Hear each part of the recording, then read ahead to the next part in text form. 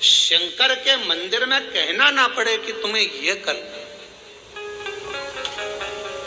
शिव मंदिर में जाकर कभी नहीं पूछना कि मुझे सेवा क्या करना। शिव मंदिर में तो जाकर सेवा का क्रम करो। अब लक्ष्मी जी पूछ रही हैं भोले बाबा से, आप मुझे बताओ, मैं आपकी सेवा में लगना चाहती हूँ। शिव जी ने कहा कि मैं क्या सेवा बताऊं, आप जाओ भगवान नारायण की सेवा करो।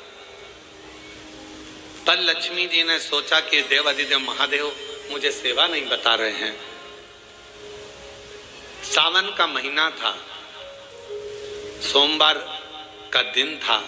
माता लक्ष्मी पूरे सावन के महीने में शिवालय में जाती, शंकर जी के कैलाश पर्वत पर जाकर खूब सेवा करती, खूब।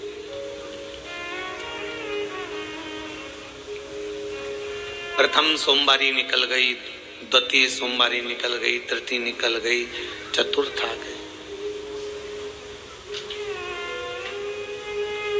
सोमवारियां निकलती चली गई। सावन का आखिरी सोमवार, देवाधिदेव महादेव प्रसन्न हो गए। लक्ष्मी को बुलाया, हे लक्ष्मी, पूरी दुनिया में केवल महासंबोधन मेरे नाम के आगे लगा है। लोग मुझे देवाधिदेव महादेव कहते हैं।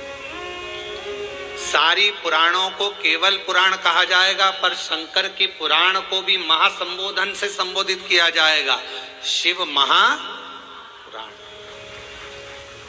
लक्ष्मी,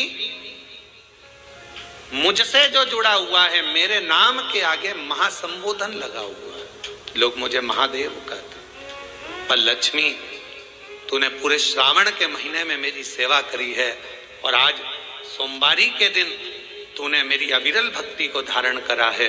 बिना पूछे सेवा में, बिना दिखावे के तल्लीनता से सेवा करी है। मैं अपना महासंबोधन दुनिया में किसी को नहीं देता, आज तुझे दे रहा हूँ। और लक्ष्मी केवल लक्ष्मी नहीं रही, उस दिन से लक्ष्मी माँ लक्ष्मी।